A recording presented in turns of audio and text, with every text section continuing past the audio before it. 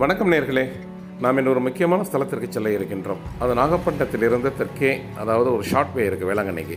எப்படி போகிறதுன்னு கேட்டிங்கன்னா, கிச்சாங்குப்பம், அக்கரைப்பேட்டை, இந்த வடக்கு பொய்கனூர், தெற்கு பொய்கனூர் வழியாக வேளாங்கண்ணிக்கு செல்லும் பாதையில் ஒரு 3 கிலோமீட்டர் தூரத்தில் அமைந்துள்ளது தான் கல்லார் என்கின்ற கிராமம். இந்த கிராமத்தில் ஒரு தர்கா எழுந்துள்ளது. அந்த தர்காவினுடைய பெயர் கல்லார் காரணக்கடல் என்பார்கள். அந்த ஊரில் ஆண்டுதோறும் ஒரு தொன்மையான ஒரு விழா இது, இந்த ஹந்தூரி விழா. இந்த ஹந்தூரி விழா இந்த ஹிஜ்ரி கேலண்டரில் அந்த ஷவால் 1, அதாவது ஏறக்குறைய ரம்ஜான் அன்று கொடியேற்றப்படும். பிறகு ஷவால் 14 அன்று இங்கே இந்த ஹந்தூரி விழா நடைபெறும். அதுபோல் இந்த ஆண்டு மிக சிறப்பாக இந்த ஹந்தூரி விழா நடைபெற்றது. அதைத்தான் நாம் காணொலியில் முன்னோட்டமாக பார்த்து கொண்டிருக்கிறோம். இப்பொழுது கூடு என்பது சந்தனக்கூடு. அது இந்த ஹந்தூரி என்றாலே சந்தனக்கூடு உங்களுக்கு தெரியும்.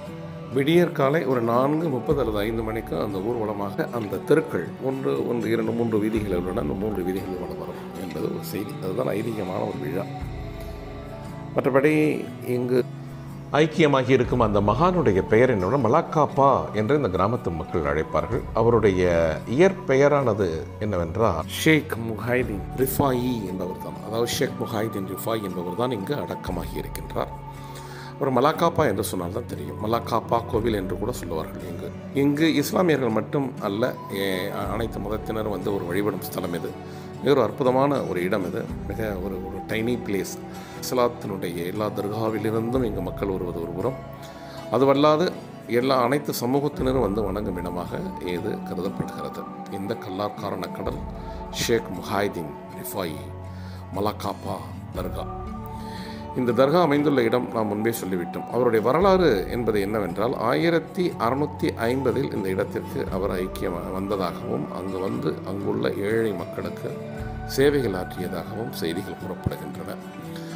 இறைவனுக்கு தான் கட்டுப்பட்டவன், இறைவன் வழிபடி நான் நடப்பேன், அதுபோல் அனைவரும் நடந்து கொள்ள வேண்டும், இறைவனுடைய கட்டளைக்கு இணங்க நீங்கள் அனைவரும் நடந்து கொண்டால்தான் உங்களோட வாழ்வு செழிக்கும் என்றெல்லாம் அங்குள்ள மக்களுக்கு போதனைகள் கூறி நல்வழிப்படுத்தி அங்குள்ள மக்களை வழிநடத்தி சென்றவர் என்று கூறப்படுகிறது.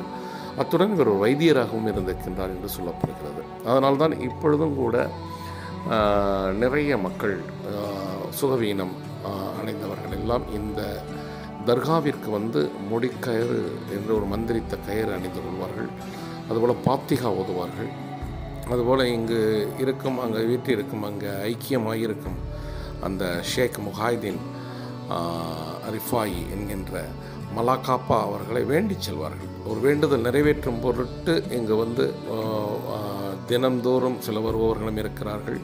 இஸ்லாமியர்கள் என்றல்ல, இந்துக்களும் கூட மற்ற தினங்களிலும் இங்கு வணங்குவார்கள். வியாழக்கிழமை விசேஷம் என்கின்றார்கள். புதன்கிழமையும் கூட மக்கள் நிறைய வருவார்கள் இங்கே என்கிறார்கள். இந்த ஹந்தூரி விழாவில் சிறப்பான ஒரு விஷயம் என்னவென்றால் கத்தி விளையாட்டு என்று அழைக்கப்படுவது. கத்தி விளையாட்டு என்றால் இதை மற்ற தர்காக்களில் நடைபெறும் அந்த ஹந்தூரி வைபவங்களில் இந்த நிகழ்வு நிகழ்கிறதா என்று தெரியவில்லை. ஆனால் இங்கு இந்த கல்லார் காரணக்கடல் இந்த தர்காவில் அப்படி ஒரு விழா மிக சிறப்பாக நடைபெறும். அழகு குத்தி கொள்வார்கள், ஊசியை வைத்து அந்த தோளில் குத்துவார்கள் அல்லவா. அதுபோலெல்லாம் ஒரு மிகவும் தெய்வீகமான ஆன்மீகமான ஒரு நிகழ்வு அது. அதை பார்ப்பதற்கு நிறைய ஏராளமான மக்கள் இங்கு வருவார்கள் என்பது ஒரு சிறப்பு. எல்லா ஊர்களிலிருந்தும் அதை கத்தி விளையாட்டு என்று அழைக்கிறார்கள் இங்குள்ள மக்கள். கத்தி விளையாட்டு என்றால் ஒலியுல்லாஹ், அந்த காரணக்கடல், அந்த மலாக்காப்பாவிற்கு காணிக்கை செலுத்தும் பொருட்டு இந்த விழா இந்த மாதிரியான அந்த கத்தி விளையாட்டு நிகழ்வு நடைபெறுகின்றது என்றார் அந்த ஊர் மக்களில் ஒருவர். இது வருடந்தோறும் மிக சிறப்பாக நடைபெறும் என்பது அடிக்கடி சொல்வதற்கு காரணம், நிறைய ஊர்களிலிருந்து இங்கு மக்கள் வருவார்கள். அன்று ஒரு நாள் மட்டும் இது மிகப்பெரிய ஒரு ஸ்தம்பித்து நிற்கும் அளவிற்கு இந்த வீதிகளை ஸ்தம்பித்து நிற்கும் அளவிற்கு மக்கள் வெள்ளம் அதிகம் வரும் ஒரு திருவிழா இது. இந்த நாகை மாவட்டத்தில் நடைபெறும் மிகப்பெரிய ஒரே நாளில் மிக மிக அதிக மக்கள் கூட்டம் வரும் நிகழ்வுகள் நடத்தும் ஒரு தர்காவாக இது கருதப்படுகிறது.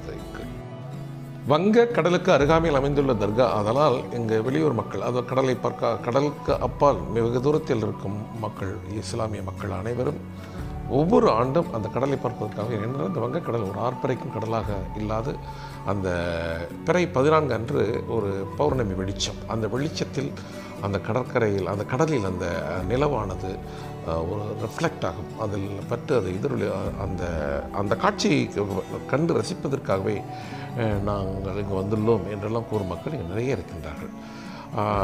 ஏறக்குறைய ஒரு சுற்றுலாத்தலம் போல் அந்த ஒரு நாள் 2 நாட்கள் இங்கு வரும் மக்கள் அந்த ஊரை சார்ந்த உறவினர்களாகத்தான் இருப்பார்கள். அதனால் உறவினர்கள் வீட்டுக்கு வந்து அங்கே தங்கி இளைப்பாரி ஒன்று கலந்து ஒன்று கூடி சாப்பிட்டு ஒன்று மகிழ்ந்து இந்த விழாவில் கலந்து கொள்வது மிக மிக மிக சந்தோஷத்தை தருகிறது என்று தான் அங்கு உள்ள பக்தர்கள் நிறைய பேர் கூறினார்கள்.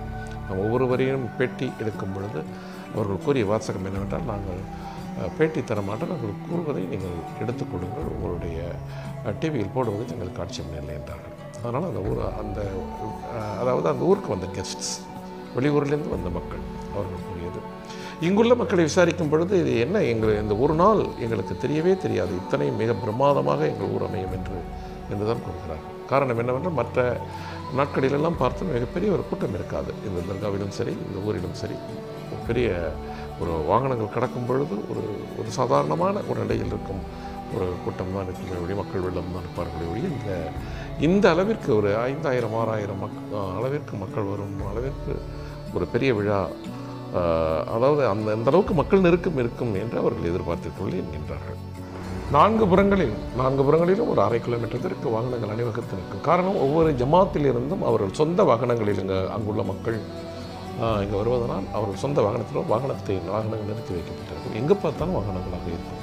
அன்று ஒரு தினம் மட்டும் மிகப்பெரிய ஒரு விழாவாக நடைபெறும் இடம் இது கரணக்கடல் வலியுல்லாஹ்.